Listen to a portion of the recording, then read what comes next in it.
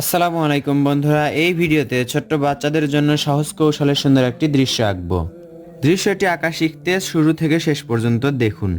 এখানে দেখুন একটা সোজা দাগ আঁকলাম, এখানে একটা ঘর আঁকবো।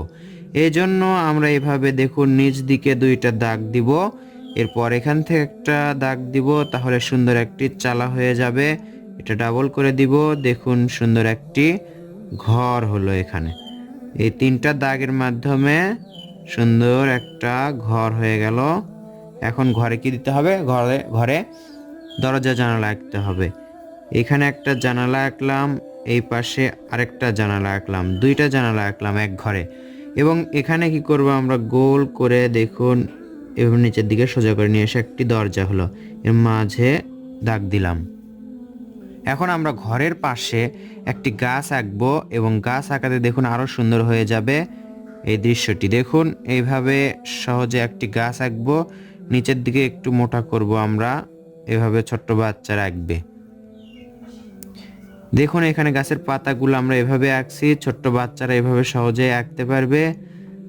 দেখুন এইভাবে এক পাশে করলাম, এখন এই পাশেও একই রকম করেই ঘুরে ঘুরে এটার সাথে মিলাই দিব আমরা।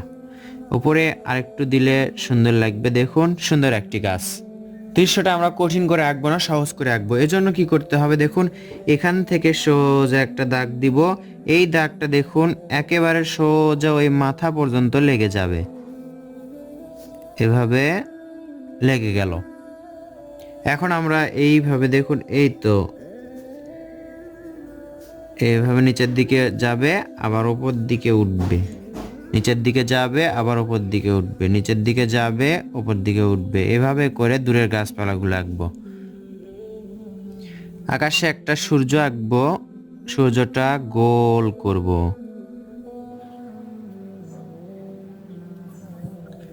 এখন ছোট্ট বাচ্চারা যেভাবে আঁকে সেভাবে দেখুন এখানে একটা রাস্তা বানাবো। এই দরজা, ঘরের দরজা থেকে এইভাবে ভাঁজ ভাঁজ করে দিয়ে আমরা সুন্দর একটা রাস্তা আঁকবো।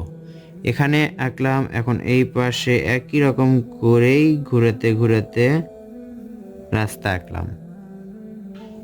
এখন এখান থেকে দেখুন এইভাবে ভাঁজ করে আমরা কি আঁকবো, এই পাশে দেখুন নদী অথবা খাল, এটা ডাবল করে দিলাম, এটাও আমরা ডাবল করে আঁকলাম। দেখুন এখন দেখুন কেমন লাগছে। এখানে দুই একটা ঘাস আঁকবো আমরা। বন্ধুরা এই দৃশ্যতে আমরা রং করব না, এভাবেই রেখে দিব, আর ছোট্ট বাচ্চারা এভাবেই আঁকবে। এটা শুধু ড্রয়িং। বন্ধুরা আশা করছি ছোট্ট বাচ্চারা এই দৃশ্যটি সহজে আঁকতে পারবে। ভালো লেগে থাকলে লাইক করবেন, শেয়ার করবেন। ধন্যবাদ সবাইকে। আসসালামু আলাইকুম।